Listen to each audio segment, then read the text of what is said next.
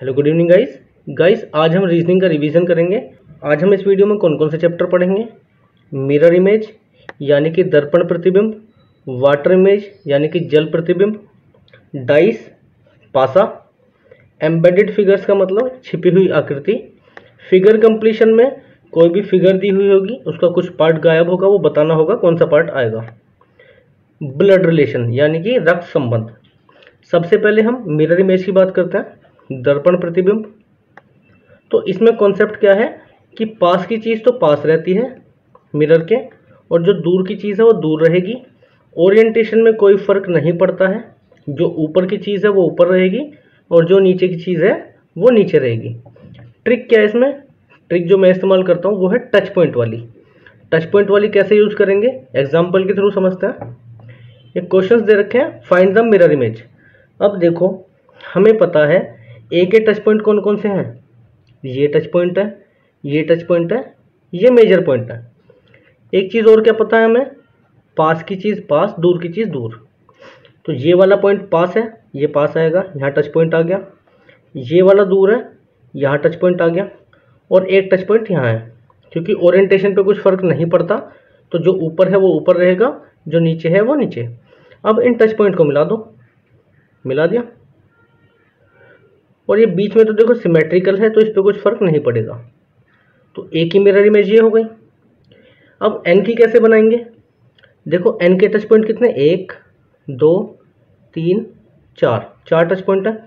ये touch point पास में है, यहाँ पे बना लो इन्हें, पास वालों को बना लिया। ये टच पॉइंट दूर है तो दूर बन गए। अब देखो ये वाली लाइन जो है, ये वाली पास में है जो ऊपर को जा रही है, तो ये कैसे जाएगी, पहले तो इन्हें सिमेट्रिकल को बना लो। ये सिमेट्रिकल लाइन जो है ये बना ली हमने, सिमेट्रिकल लाइन ये भी बना ली। उसके बाद ये लाइन दूर जा रही है मिरर से, तो इधर भी दूर जाएगी, तो हमने ये लाइन ऐसे बना दी। समझ में आ गया, 4 टच पॉइंट बनाए। और जो दूर जा रही है, जैसे ये दूर जा रही थी, नीचे से ऊपर जा रही, तो ये भी नीचे से ऊपर गई, लेकिन मिरर से क्या गई, दूर। बन गई एन की मिरर इमेज। एन की मिरर इमेज बनाने में काफ़ी दिक्कत आती है, कई बार बच्चे गलत कर देते हैं। तो ये देख लो। अब जेड की मिरर इमेज कैसे बनेगी, इसके टच पॉइंट 1 2 3 4, तो टच पॉइंट बना लो। ये ऊपर आएंगे, नीचे ये दो, एक टच पॉइंट, ये 2 टच पॉइंट, इसके नीचे एक टच पॉइंट, और इसके नीचे एक टच पॉइंट, 4 हो गए। अब देखो ये चीज़ सिमेट्रिकल है, ये चीज़ सिमेट्रिकल है, इन पे कुछ फर्क नहीं पड़ेगा। ऐसे कैसे बन जाएंगी, बचा क्या, ये लाइन जो है मिरर से दूर जा रही है, लेकिन कैसे आ रही है, ऊपर से नीचे। जब मिरर से दूर जा रही है और वैसे मिरर के पास थी, पास से दूर जा रही है, तो यहाँ से यानी पास से दूर जाएगी, चली गई दूर। ये हमारी जेड की मिरर इमेज हो गई। अब आर की बनाओ। आर में टच पॉइंट कौन कौन से, 1 2 3 4, 4 पॉइंट है। तो पहले 2 पॉइंट बनाओ, ये पास, ये दूर, और ये 3 पॉइंट दूर है, 1 2 3। ये स्ट्रेट लाइन है, इस पर कुछ फर्क नहीं पड़ेगा, स्ट्रेट लाइन बन गई। ये कर्व पास में है तो कर्व पास में रहेगा, पास में बना दिया टच करते हुए, बन गया। ये लाइन दूर से पास आ रही है, जब दूर से पास आ रही है तो ये लाइन भी दूर से पास आएगी मिरर के। ये हमारा राइट था, इसमें क्या हो गया, लेफ्ट। ठीक है, ये भी कॉन्सेप्ट हम ध्यान रख के चलेंगे, राइट लेफ्ट, लेफ्ट राइट। और टच पॉइंट वाला कॉन्सेप्ट सबसे बढ़िया है, इससे कोई दिक्कत भी नहीं होगी और कभी आपका आंसर गलत भी नहीं होगा। यही हम वाटर इमेज में यूज़ करेंगे जब हम उसे करेंगे। अब पी का देखो, पी के टच पॉइंट देखो, 1 2 3, 3 ही है इसमें, और ये लाइन पास में है, कर्व दूर है, लाइन पास में, तो लाइन पास में बनेगी, 1 2 3 बने। अब लाइन को स्ट्रेट बना दिया, क्योंकि लाइन पे कुछ फर्क नहीं पड़ेगा। कर्व जो है दूर है तो दूर है तो दूर रहेगा, क्योंकि मिरर हमारा इस तरफ रखा है। मिरर को यहाँ पे भी रख सकता है तो इमेज उसी तरह से बनेगी, ठीक है, लेकिन कॉन्सेप्ट वही यूज होगा। अब देखो 4 की मिरर इमेज बनानी है, पॉइंट कितने हैं इसमें, 1 2 3 4 और ये लास्ट पॉइंट 5। कैसे करेंगे, ये बनाए, देखो ये लाइन है, ये बीच में है, पहले 5 पॉइंट बना लो। एक, ये वाला पॉइंट दूर है तो ये दूर बनेगा, ये वाला पॉइंट पास में तो पास बनेगा, ये वाला पॉइंट, ये 3 पॉइंट स्ट्रेट लाइन में है तो 3 पॉइंट स्ट्रेट लाइन में बना दिया। अब देखो ये वाली लाइन स्ट्रेट है, कुछ फर्क नहीं पड़ेगा, बना दी हमने। ये वाली लाइन स्ट्रेट है, कुछ फर्क नहीं पड़ेगा, बना दी। अब एक चीज़ देखो, ये कर्व मिरर से दूर बनना है। ये लाइन जो है ये वाली वो ऊपर से नीचे आ रही है, मिरर से दूर जा रही है, तो इधर भी मिरर से दूर जाएगी। गई मिरर से दूर, पास की चीज़ पास, दूर की चीज़ दूर। ये हमारी 4 की मिरर इमेज।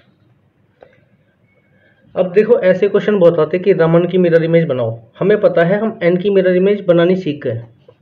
हमें लाइन खींचनी है, लाइन खींची, ये 2 लाइन खींची, और एन जो है वो नीचे से ऊपर उठ रहा है, नीचे से ऊपर उठ रहा है, तो यहाँ भी नीचे से ऊपर उठेगा लेकिन मिरर से दूर जाएगा। यहाँ भी मिरर से दूर जा रहा है। ए की तो कुछ फर्क पड़ेगा नहीं, ए की ए रहेगी क्योंकि सिमेट्रिकल है ए। एम भी एम रहेगा क्योंकि सिमेट्रिकल है। फिर ए आ गया, ए पे कुछ फर्क नहीं पड़ेगा। आर में क्या बनेगा, लाइन बनी, और जब ये कर्व राइट में घूम रहा है, यहाँ पे कर्व क्या घूमेगा, लेफ्ट में। ऐसे ही लाइन राइट में जा रही है, इधर कहाँ जाएगी, लेफ्ट में। तो ये बन गई हमारी रमन की मिरर इमेज। 1 2 3 4 की बनाओ। इधर 4 आएगा क्योंकि 4 पास में है, फिर 3, फिर 2, फिर 1। 4 की कैसे बनेगी, लाइन खींची हमने, लाइन खींच दी, ये इधर आया कर्व, क्योंकि इधर लेफ्ट में है तो इधर राइट में बनेगा। 3 की कैसी बनेगी, उल्टा कर दो 3 को। 2 की कैसे बनेगी, ये बन गई 2 की, ये 2 हो गया हमारा। 1 की कैसी बनेगी, बाकी सब सेम रहेगा, सिमेट्रिकल चीज़ पे कुछ फर्क नहीं पड़ेगा। ये इस तरफ है लेफ्ट में तो इधर कहाँ होगी, राइट में। आगे समझ में। अब ये देखो क्वेश्चन नंबर 9 में कैसे करेंगे। ये सिमेट्रिकल है हमारा, सिमेट्रिकल पे कुछ फर्क नहीं पड़ता, ये सिमेट्रिकल बन गई। अब देखो ये तीर जो है दूर है, यहाँ से शुरू हो रहा है दूर से, तो यहाँ दूर से शुरू होगा, कहाँ जा रहा है, ऊपर की तरफ, तो ये भी ऊपर की तरफ जाएगा। यहाँ पे आया, ये बन गया। ये तीर कहाँ है, पास से दूर जा रहा है, तो पास से दूर जाएगा, चला गया पास से दूर। ठीक है, ये इसकी मिरर इमेज। ये वाला क्वेश्चन मैं आपको करने के लिए दे रहा हूँ, आप टेलीग्राम में मुझे करके बताना। टेलीग्राम ग्रुप से जुड़ जाओ, वहाँ मुझे करके भेजें, अगर ना हो तो मैं करा दूंगा ग्रुप में ही। ठीक है, अब वाटर इमेज देखते हैं। वाटर इमेज का क्या कंसेप्ट है कि जो ऊपर की चीज़ होगी, जैसे आप पानी में देखते हो, तो आप जब देखते हो तो आपका सर नीचे की तरफ जाता है और पैर ऊपर की तरफ दिखाई देते हैं, लेकिन आप खड़े कैसे होते हो, सीधे ऐसे दिखाई देते हो ना। आप जब पानी में देखोगे तो पैर ऊपर सर नीचे, यानी ऊपर की चीज़ नीचे हो जाती है और नीचे की चीज़ ऊपर। कॉन्सेप्ट वही है कि मिरर को नीचे घुमा दिया है, जो पास की चीज़ है वो पास, और जो दूर की चीज़ है, सर दूर है तो दूर रहेगा। ठीक है, राइट और लेफ्ट में नो चेंज, यानी जो राइट है इसका वो इसका राइट होगा, जो इसका लेफ्ट है वो इसका लेफ्ट होगा। ठीक है, अब देखो ए की मिरर इमेज कैसे बनाएंगे। सेम कॉन्सेप्ट है टच पॉइंट वाला। कितने टच पॉइंट है, 1 2 और हमारा 3, ये मेन पॉइंट है। इन्हें मान सकते हैं लेकिन इस चीज़ पे कुछ फर्क पड़ेगा नहीं, तो मेन तो 3 टच पॉइंट है, ये 1 2 और बीच का 3। अब देखो ये वाली चीज़ कहाँ है, मिरर के पास में है, तो ये भी चीज़ मिरर के पास में रहेगी। दूर चीज़ क्या है, ये कर्व जो है ये दूर है, तो यहाँ पे बनेगा, बना दो, मिला दो इन्हें टच पॉइंट्स को। ये लाइन तो सिमेट्रिकल है, इस पर कुछ फर्क नहीं पड़ेगा। बी की कैसे बनाएंगे, ये 1 2 3 टच पॉइंट हो गए, तो 1 2 3, इन्हें स्ट्रेट लाइन बना दिया। अब बी देखो सिमेट्रिकल है कर्व, तो राइट में है तो राइट में बनेगा, राइट में बना दिया, ये बी बन गया, तो बी पे कुछ फर्क नहीं पड़ेगा। जेड की कैसे बनाएंगे, देखो ये जेड है, 1 point 2 point 3 point 4 point, 4 point है टोटल, तो 1 2 3 और 4। अब देखो ये दोनों लाइन स्ट्रेट है, कुछ फर्क नहीं पड़ेगा। अब ये कर्व देखो यहाँ से घूम रहा है, यहाँ से दूर जा रहा है तो यहाँ से भी दूर जाएगा इस वाले पॉइंट से, क्योंकि लेफ्ट है तो लेफ्ट रहेगा, लेफ्ट से दूर जा रहा है तो दूर ले आए, कहाँ आ गया, यहाँ तक। तो जेड की वाटर इमेज क्या बनेगी, ये वाली। ठीक है, कॉन्सेप्ट वही है, पास की चीज़ पास, दूर की चीज़ दूर, और राइट लेफ्ट में नो चेंज। आर की बनाओ, टच पॉइंट बना लिए, 1 2 3 4 बन गए, 3 स्ट्रेट लाइन में, स्ट्रेट लाइन बना दो। ये चौथा मिरर के पास है, ये दोनों मिरर के पास हैं तो मिरर के पास ही रहेंगे। अब टच पॉइंट्स को मिला दो, ये 3 स्ट्रेट लाइन, और ये कर्व जो है राइट में है तो इधर भी राइट में बनेगा, ये राइट बना, राइट, और ये जो लाइन खींच रही है ये भी इधर जाएगी राइट में, तो बन गया। एन की कैसे बनेगी, कितने पॉइंट है, 1 2 3 4, 4 बना लो पहले, ये 2 7, ये 2 7। अब देखो ये दोनों स्ट्रेट लाइन है, कुछ फर्क नहीं पड़ेगा, नहीं पड़ेगा। लेकिन एक चीज़ देखो, ये जो लाइन शुरू हो रही है, एक कर्व लाइन जो है, टेढ़ी वाली लाइन जो है, ये राइट से शुरू हो रही है, राइट से और ऊपर की तरफ, यानी मिरर से दूर जा रही है, तो ये भी राइट से शुरू होगी और मिरर से दूर जाएगी, दूर चली गई। तो ये हमारी एन की वाटर इमेज हो गई। वाटर इमेज कुछ नहीं है, बस मिरर को पहले ऐसे रखा था मिरर इमेज में, वाटर इमेज में ऐसे रख दिया मिरर को, कंसेप्ट वही सेम यूज होना है। ठीक है, ओ तो सिमेट्रिकल है, ओ पे कुछ फर्क नहीं पड़ेगा, ओ ऐसा का ऐसे ही बन जाएगा। अब 2 की बनाते हैं, 2 में टच पॉइंट देखो, 1 2, ये तीसरा, तो ये लाइन तो पास में आएगी, ये बना दी हमने। अब देखो ये कर्व किस तरफ है, ये इधर की तरफ है, दूर जा रहा है और इधर खुल रहा है लेफ्ट की तरफ, तो ये भी दूर जाता हो किधर खुलेगा, लेफ्ट की तरफ। ये 2 की वाटर इमेज हो गई। अब देखो 3 का कैसे बनेगा, 3 सिमेट्रिकल है, 3 पे कुछ फर्क नहीं पड़ेगा, 3 ऐसा का ऐसे ही बन जाएगा। 6 कैसे बनेगा भाई, 6 का कर्व नीचे है, कर्व यानी पास में कर्व बना दिया हमने, और एक किस तरफ खुल रहा है, राइट की तरफ खुल रहा है, तो इधर भी किधर खुलेगा, राइट की तरफ। ये 6 हो गया।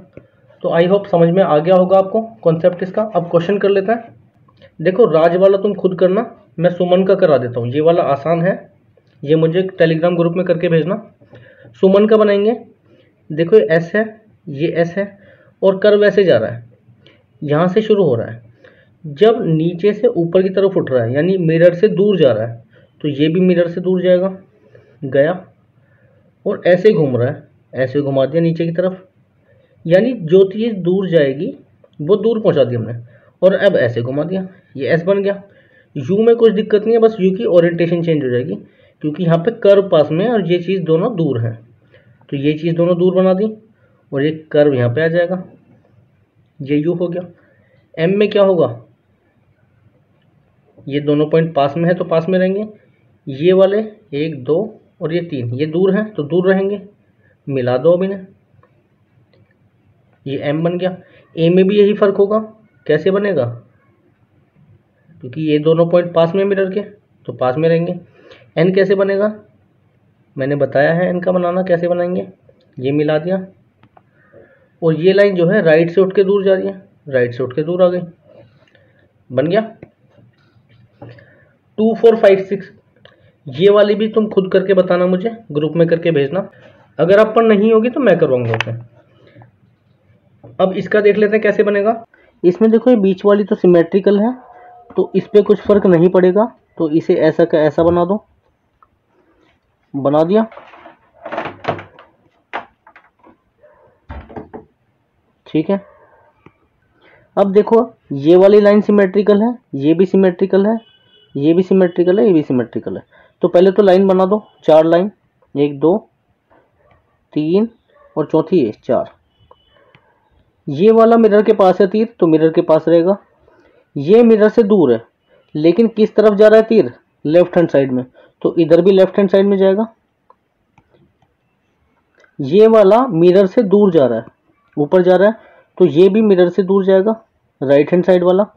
लेफ्ट वाला मिरर के पास आ रहा है, तो ये मिरर के पास आएगा। तो क्या बनी हमारी वाटर इमेज, ये। आई होप आपको समझ में आ गया होगा ये वाला टॉपिक, मिरर और वाटर दोनों चीज़ समझ में आ गई होंगी। अब नेक्स्ट चलते हैं डाइस यानी पासा। देखो डाइस में दो तरह की डाइस होंगी, क्लोज डाइस और ओपन डाइस। क्लोज डाइस में क्वेश्चन मिलेंगे 2 डाइस दी हुई होंगी या फिर 3 डाइस। जब 2 डाइस दी हुई हों तो उसके 2 केस बनेंगे, या तो 2 फेस कॉमन होंगे या फिर 1 फेस कॉमन। जब 2 फेस कॉमन होते हैं कि नहीं 2 डाइसों में, तो थर्ड फेस जो होते हैं, जो बचे हुए फेस होते हैं, वो एक दूसरे के अपोजिट होते हैं। जैसे इसमें 2 और 3 कॉमन थे, 2 और 3 कॉमन है, तो 1 और 5 एक दूसरे के अपोजिट हो जाएंगे। ठीक है। अगर एक फेस कॉमन हो किन्हीं 2 डाइसों में तो कैसे करेंगे? जब एक फेस कॉमन हो तो हम उस कॉमन फेस को पकड़ के या तो क्लॉकवाइज मूव करें दोनों डाइसों में, या फिर दोनों ही डाइसों में एंटी क्लॉकवाइज मूव करें। ठीक है। जैसे इसमें हम एंटी क्लॉकवाइज मूव करें 1 2 3 और 1 5 6, तो जो नंबर सामने आएंगे जैसे 2 5 3 6, ये एक दूसरे के अपोजिट। बचा क्या? 1 2 3 4 नहीं आया, बचा ये 4, तो 4 1 के अपोजिट हो जाएगा। क्लॉकवाइज मूव करें 1 3 2 1 6 5, तो 3 के अपोजिट 6, 2 के अपोजिट 5, 1 के अपोजिट 4। क्या हमारा आंसर बदला? नहीं। तो हमारा आंसर दोनों केस में सेम आएगा, लेकिन दोनों डाइसों में सेम मूव करना है, या तो क्लॉकवाइज या फिर एंटी क्लॉकवाइज। आगे समझ में। अगर 3 डाइस दी हुई हों तो क्या करेंगे? पहले एक फेस कॉमन वाले को ढूंढेंगे जिसमें बस एक फेस कॉमन हो, किन्हीं 2 डाइसों को लेके चलेंगे जिनमें एक फेस कॉमन हो, फिर ये वाला रूल अप्लाई कर देंगे। अगर एक फेस कॉमन ना हो, 2 फेस कॉमन हो, तब क्या करेंगे? ये वाला रूल अप्लाई करेंगे। ठीक है। अब देखते हैं ओपन डाइस। ओपन डाइस का सीन सिंपल सा ये है कि ऑल्टरनेट फेस जो होंगे स्ट्रेट लाइन में वो एक दूसरे के अपोजिट होंगे। कैसे? जैसे ये स्ट्रेट लाइन है तो ऑल्टरनेट कौन से होगा? 1 3 और 2 और 4 ऑल्टरनेट है, तो 1 3 के अपोजिट होगा, 1 अपोजिट 3 और 2 4 के अपोजिट। बचा क्या? 6 और 5, ये एक दूसरे के अपोजिट। ठीक है। अब इसमें देखो बी और डी स्ट्रेट लाइन में है और ऑल्टरनेट है, तो बी डी अपोजिट हो गए। और क्या? और कोई तो ऑल्टरनेट है नहीं, फिर कैसे करेंगे? देखो सी से क्या टच हो रहा है? ए टच हो रहा है, ई टच हो रहा है, क्योंकि इसका जब इसे बंद करेंगे डाइस को, ई इसके पास आ जाएगा सी के, क्योंकि टच है, इससे कॉमन पॉइंट टच है, इससे बाउंड्री टच है, इससे कॉमन पॉइंट टच क्या नहीं है सी से? एफ, तो सी के अपोजिट क्या होगा? एफ। बचा क्या? ए और ई, ये एक दूसरे के अपोजिट। समझ में आ गया? स्ट्रेट लाइन में ऑल्टरनेट अपोजिट। और एक और चीज, जो टच करते हुए होंगे वो कभी अपोजिट नहीं होंगे।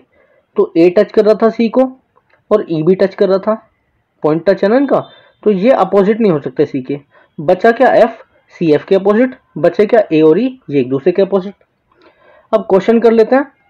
जैसे पूछा है find opposite to Y. Y कहाँ पे दे रखा है? वाई यहाँ पे है और वाई कहीं नहीं है। देखो इस डाइस में क्या है? एक्स और जेड। एक्स और जेड इसमें है? नहीं है। किस में है? इसमें। लेकिन इसमें फेस कितने कॉमन है? एक्स और जेड, एक्स और जेड, 2 फेस कॉमन। तो वाई के अपोजिट क्या हो जाएगा? थर्ड फेस वाई के अपोजिट, यानी वाई के अपोजिट क्या है? टी। इसमें देख लो सी के अपोजिट, सी यहाँ पे है और ये तो 2 ही डाइस हैं। ठीक है। इसमें देखो क्या कॉमन है? बस ए कॉमन है इन दोनों डाइसों में, तो ए को पकड़ के मूव करेंगे। मैं क्लॉकवाइज मूव कर रहा हूं, ए सी बी। इधर क्या है? ए वाई और एक्स, तो सी के अपोजिट क्या है? वाई। आगे समझ में। अब इसमें देख लो डॉलर के अपोजिट क्या है? ये हैश और एट अपोजिट हो गए। डॉलर से कॉपीराइट भी जुड़ा हुआ है, स्टार भी जुड़ा हुआ है, यहाँ पे टच पॉइंट है, यहाँ पे बाउंड्री जुड़ी हुई है, तो ये दोनों तो अपोजिट होंगे नहीं और ये दोनों हो नहीं सकते क्योंकि ये एक दूसरे के अपोजिट है। बचा क्या? बीटा। तो डॉलर के अपोजिट क्या है? बीटा। आगे समझ में। कर लेंगे। इसी तरह के सवाल आएंगे, मैं कुछ सवाल ग्रुप में भी डाल दूंगा, इसके अलावा आप उन्हें सॉल्व करके देख लेना। अब एम्बेडेड फिगर्स के सवाल कैसे करेंगे? एम्बेडेड फिगर्स कुछ नहीं है, बस ऑब्जर्वेशन का काम है। जैसे z ढूंढना है इन 4 आकृतियों में से। z में क्या क्या है? 2 पैरेलल लाइन है और एक स्लैंट लाइन यानी टेढ़ी लाइन है, ये ढूंढना है बस। देखो इसमें पैरेलल लाइन है, ये भी लाइन है, लेकिन क्या टेढ़ी लाइन है इसमें? कहीं भी नहीं है। इसमें पैरेलल लाइन नहीं है, एक लाइन है लेकिन इसके पैरेलल कुछ नहीं है, तो ये भी नहीं है। इसमें पैरेलल है, लेकिन क्या टेढ़ी लाइन है? कहीं भी टेढ़ी लाइन है यहाँ पे, लेकिन यहाँ पे दूसरी पैरेलल नहीं है। बचा कौन सा ऑप्शन? ये वाला। इसमें कहाँ पे है? देखो ये Z है, ये 2 लाइन और एक टेढ़ी लाइन। ठीक है, बस ऑब्जर्व करना है कहाँ पे क्या चीज छुपी हुई है।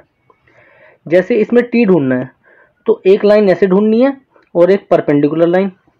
तो लाइन तो है देखो, लेकिन क्या परपेंडिकुलर है? नहीं है।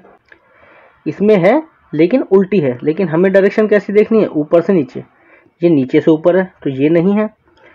इसमें भी है लेकिन उल्टी है, गलत हो गया। इसमें कैसी है? ये रहा और ये रहा, करेक्ट। अगर हमारे पास ऑप्शन में ये नहीं होता सीधा वाला, तो उल्टा वाला भी अगर हम देखते ऑप्शन में होता तो हम उसे लगा देते, क्योंकि टी है लेकिन उल्टा है। ठीक है, तो ऑप्शन सूटेबल लगाना है बिल्कुल। ऐसा जरूरी नहीं है कि एग्जैक्ट हो, सूटेबल ऑप्शन लगाना है, लेकिन लगा के जरूर आना है। तो ये कॉन्सेप्ट समझ में आ गया ऑब्जर्वेशन का। फिगर कंप्लीशन में क्या है? फिगर कंप्लीशन में देखेंगे हम सिमेट्री। सिमेट्री कैसे देखेंगे? या तो सिमेट्री ऐसे होगी, जो नीचे वाला है वैसा सेम वाटर इमेज करके नीचे वाला, या फिर जैसे इसमें है वैसा ही इसमें होगा। ठीक है, तो इसमें क्या चीज़ है? देखो ऊपर वाले दोनों ऊपर की तरफ है ट्रायंगल, नीचे भी सेम बन रहा है ट्रायंगल। इसका मतलब जो ऊपर वाले में बनेगा वही नीचे वाले में बनेगा। इसमें देखो ये पूरा सर्कल पूरा होना है, लेकिन आधा सर्कल बीच में छूट गया, तो ये सर्कल ऐसे पूरा होगा और यहाँ पे क्या आएगा? एक ट्रायंगल। ठीक है, तो कौन सी वाली फिगर में बन रहा है? ये ऐसे करके ऐसे बन रहा है, यहाँ पे ट्रायंगल और एक ये कर्व। कौन सी फिगर में बन रहा है? ये बस हमारा इस फिगर में बन रहा है। ठीक है, ये फिगर उल्टी दे रखी है। अगर ऑप्शन में ये ना होता तो हम इसे ले सकते थे। मैंने कहा ना सूटेबल ऑप्शन चूज करना है। ठीक है, आ गया आंसर? समझ में आ गया? इसमें बस सिमेट्री देखनी है हमें और कुछ नहीं। देखो इस फिगर में क्या है? इधर ऊपर है तो इधर नीचे है, तो अगर इधर ऊपर है कर्व जो है तो इधर नीचे आना चाहिए, और लाइन तो स्ट्रेट है ही।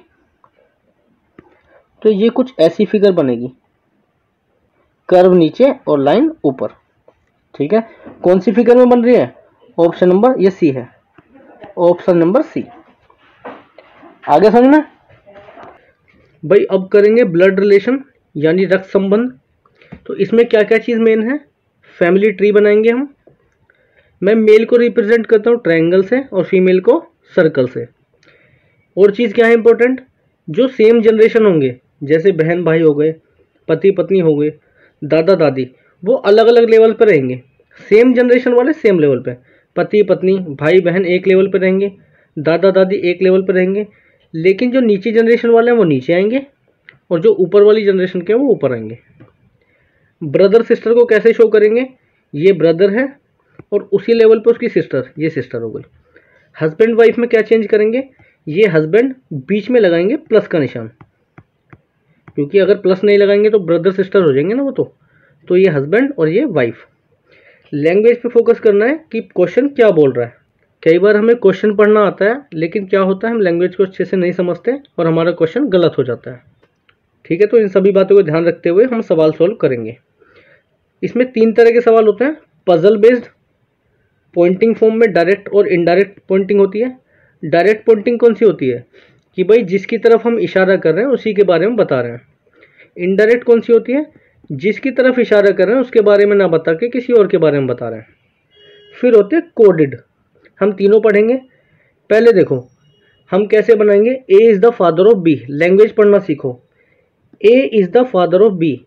ए है बी का पिता। जब बी का पिता है तो बी से ऊपर आएगा जनरेशन में।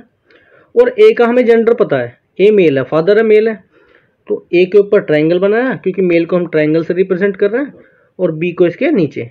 बी का जेंडर हमें नहीं पता, ये मेल भी हो सकता है फीमेल भी। तो जिसका जेंडर पता है बस उसका बताएंगे, जिसका नहीं पता है उसका नहीं बताएंगे। T is wife of R. अब देखो टी तो वाइफ हो गई, आर क्या है? आर हमारा हस्बैंड होगा। सिंपल है, तो ये समझने की जरूरत नहीं है, ये तो हमें पता ही है।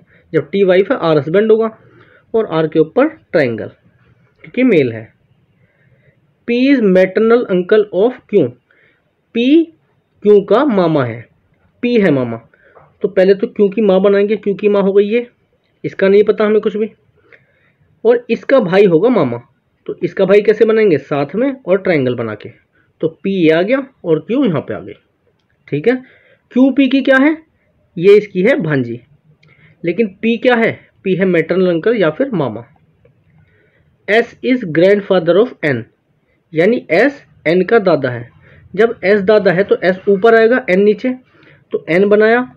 फिर N के पिताजी, ये पिताजी, और N के पिताजी होते हैं दादा, तो एक और जनरेशन ऊपर आए, ये S और ये N। N का जेंडर का हमें कुछ नहीं पता, इसका पता है मेल है, इसका पता है मेल क्योंकि ये पापा है। तो ये चीज़ जरूर रखनी है ध्यान।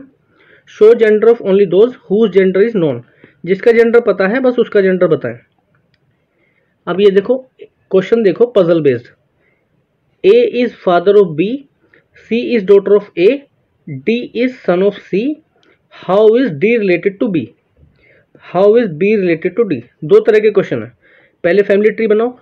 A is father of B, जब A फादर है B का तो A ऊपर आएगा, A हमने ऊपर बनाया, ये A आ गया। इसका जेंडर पता है हमें, किसका फादर है, B का। C is daughter of A, जब C डॉटर है A की तो ये C भी इधर आएगी इसके साथ में, इसका जेंडर भी नहीं पता B का। D is son of C, D C का सन है, जब D इसका सन हो गया तो नीचे आ गया। अब देखो how is D related to B, D किस तरह संबंधित है B से। देखो B या तो मेल होगा या फीमेल, इसका जेंडर नहीं पता। अब C इसकी बहन है, तो बहन का बेटा क्या होगा, भतीजा।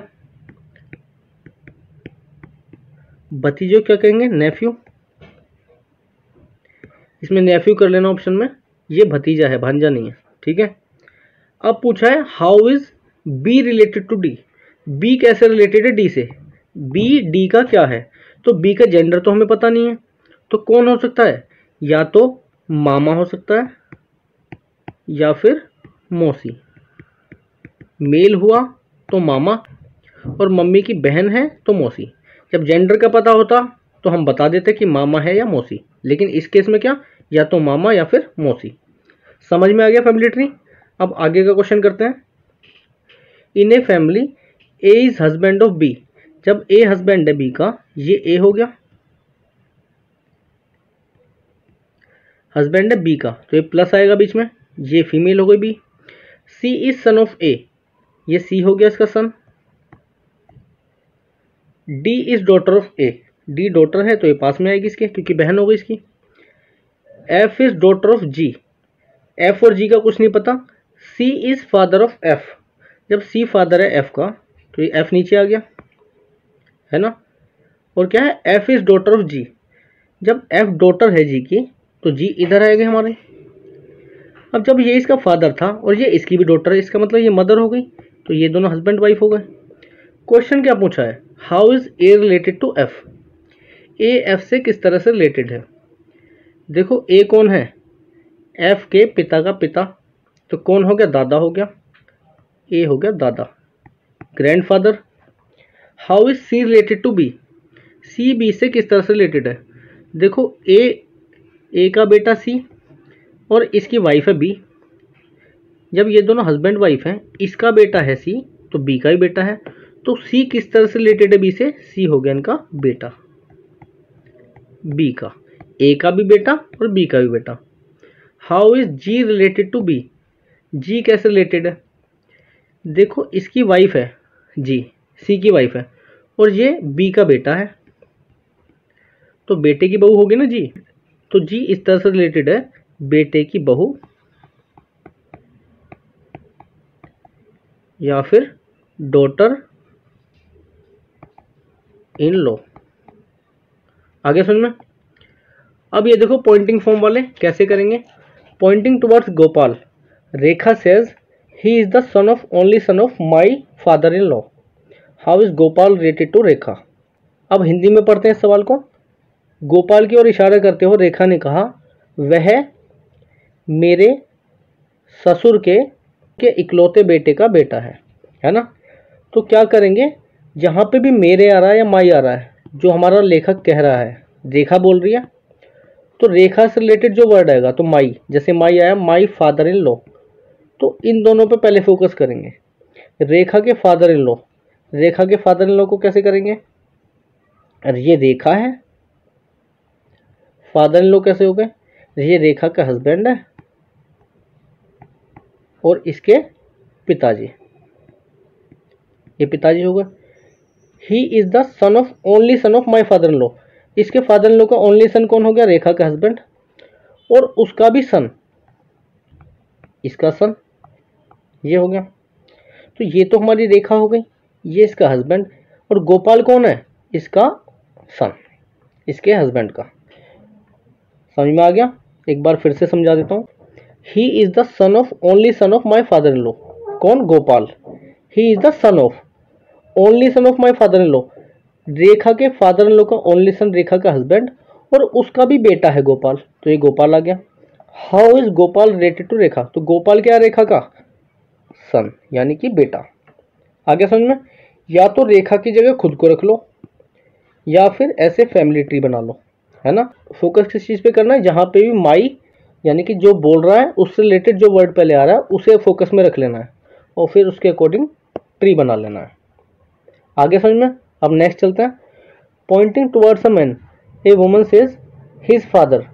देखो वुमन किसकी ओर इशारा कर रही है? आदमी की ओर। बता किसके बारे में रही है? हिज फादर, यानी कि जिसकी ओर इशारा कर रही है उसके बारे में नहीं बता रही, तो ये हो गया इनडायरेक्ट वाला। करेंगे क्या इसमें? वही करेंगे जो पिछले क्वेश्चन में कर रहा है, जहाँ पे भी माई आ रहा है, माई सन, वुमन का सन, ये वुमन हो गई, वुमन का सन आ गया नीचे, ये नीचे आ गया, ये नीचे आ गया। क्या पूछा? His father is the only son of the grand father of my son, grand father of my son, इसके बच्चे का ग्रैंडफादर कौन हुआ? तो पहले तो इसके पिता बनेंगे बच्चे के, ये बच्चे के पिता हो गए, और इसके पिता हो गए इसके ग्रैंडफादर, तो ये बन गए। ये समझने वाली चीज़ है, थोड़ा ध्यान से समझना कैसे करेंगे। अब देखो, हिज फादर कौन? इस आदमी के father, is the only son of the grandfather of my son, इसके ग्रैंडफादर के ओनली सन है। इसके फादर मतलब जो हमारा मैन है उसके फादर, तो ओनली सन कौन हुआ? इसका पति। तो किसके फादर हैं ये इसके तो फादर हैं, तो ये कौन है? रेखा और इसका बेटा। क्वेश्चन क्या पूछा है? How is man related to woman, तो मैन कौन है यहाँ पे? ये मैन है, तो मैन कौन है इसका? फिर से बेटा बन गया, यानी कि सन। आगे समझ में? अब आते हैं हम कोडेड वाले पे। कोडेड वाले कैसे आएंगे? P इंटू क्यू का मतलब P is the father of Q, P divided by Q का मतलब है P is daughter of Q, P plus Q मतलब P is sister of Q, P minus Q मतलब P is husband of Q. अब question दे दिया B multiply D plus H divide by F, how is F related to B, F का B से क्या संबंध है? तो पहले तो ट्री बनाएंगे। गुणा का मतलब B is father of D, जब B फादर है D का, P ऊपर आ गया, D नीचे, D का जेंडर नहीं पता, D प्लस क्यों? D is sister of H, जब D सिस्टर है H की, H का जेंडर नहीं पता। अब क्या आया? डिवाइड, डिवाइड का मतलब क्या है? H is daughter of F, जब H डॉटर है F की और ये इसकी भी डॉटर है B की, तो यहाँ पे आ गई, और ये दोनों हस्बैंड वाइफ हो गए, क्योंकि ये इसकी भी डॉटर है तो इसकी भी डॉटर है दिया हुआ है, तो ये दोनों हस्बैंड वाइफ हो गए, प्लस लगा दिया, और ये फीमेल है। How is F related to B, F कौन है इसकी? वाइफ। अगर पूछता how is B related to F, B का संबंध, तो B क्या होता? पति या फिर हस्बैंड। आगे समझ में? तो दोस्तों ये हमारे टॉपिक कंप्लीट हो गए हैं, मैंने मेन कॉन्सेप्ट पढ़ा दिया, आपका रिवीजन करा दिया है। कोई भी डाउट हो आपको कमेंट बॉक्स में लिख के बताइए। क्वेश्चन अगर करने हैं तो मैं ग्रुप में डाल दूंगा, आप टेलीग्राम ग्रुप ज्वाइन कर लेना, मैं उसकी लिंक दे दूंगा डिस्क्रिप्शन में। और आगे आपको कौन से चैप्टर पढ़ने हैं आप मुझे बताना कमेंट में लिख के, मैं वो भी करा दूंगा। और हमें सपोर्ट करें चैनल को सब्सक्राइब करके। मिलते हैं नेक्स्ट वीडियो में, धन्यवाद।